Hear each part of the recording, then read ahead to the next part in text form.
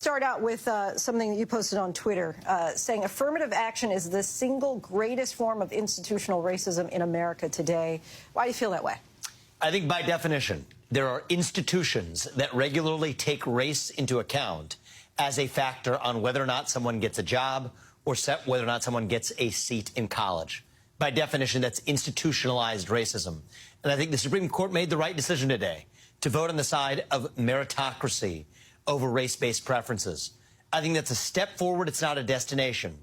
As the next U.S. president, if I'm elected, I would eliminate race-based affirmative action in every other sphere of American life as well, including in the economy, where it runs rampant today. So I want to just throw some numbers out there, right? The University of California system banned the use of race in admissions in 1996. In 1996, 7% of the students there were black. Today, that number is 2%. If you look at University of Michigan, before they passed similar laws in 2006, black enrollment was 7%. By 2021. It was just 4%. So we see clearly what happens. There's a downward trend when it comes to diversity. Is that a good thing? Well, look, I think what's not a good thing is putting people into positions that they're actually not qualified to have. What this actually should wake us up to is the reality of the failures of early education, K through 12 education, starting at a young age. That's evidence of the fact that many poor Americans, and black Americans do tend to be poorer than white Americans, for example, do not have access to good public education starting even in kindergarten or first grade. That's where we need to focus. I know that's not an easy solution. I know that everyone's looking for a Band-Aid, but a Band-Aid at the end of the process does not solve the failures early on. So we should worry less about diversity, visually speaking, and more about lifting up everyone to give them equality of opportunity. That's the way I'll lead the country.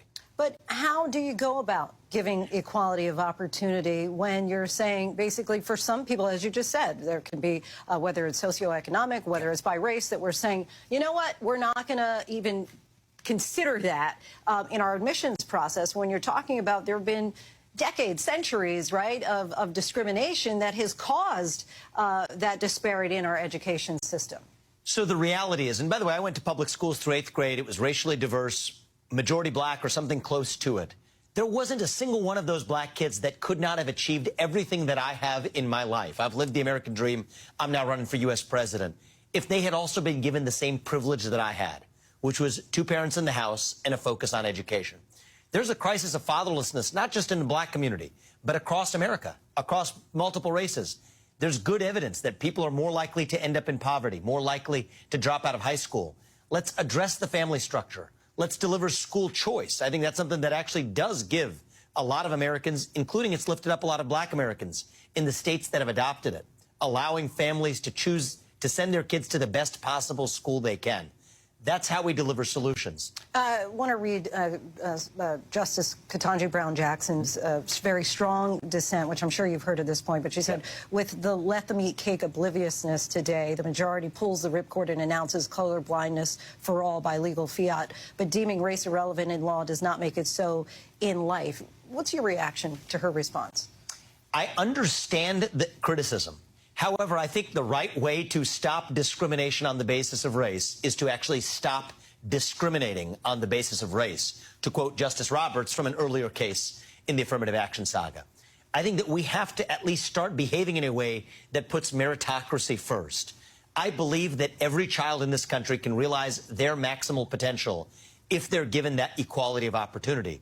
And it is striking to me that the very opponents of this ruling today, the very proponents of affirmative action, are also some of the most rabid opponents of school choice. That's bad for teachers' unions, yes, but it is good for Americans, including those who grow up in impoverished circumstances. So I think there's a lot of hypocrisy to go around here. Okay, so last question for you, playing devil's advocate here a bit. If we can agree that diversity is better for all of us, whether it's in the classroom, whether it's in the conference room, but we can also agree that with this decision today, we're going to have less diversity. How do you get from one to the other and say that this is a positive step for us, when your answer sounds like you're saying, well, if you had 2 parents in the home, I mean, you can't have any kind of legislation that's going to put 2 parents in the home. Well, I think I'll actually push back on you on that. Right now, we're paying many single mothers more money not to have the man in the house than to have the man in the house. And affirmative action, as well as those policies, they were part of the same vision. from Lyndon Johnson. You want to blame a white man for this? He's a good one to start. Passed the Great Society legislation, affirmative action into the law, actually the payment programs that I'm talking about. So instead of actually giving incentives that run against family formation, let's instead at least remove those government incentives.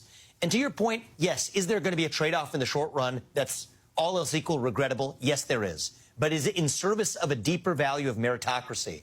And we're going to solve that problem in a different way by starting with early childhood education and family formation. Vivek Ramaswamy, I really appreciate you coming on the show. Thank you. I appreciate it.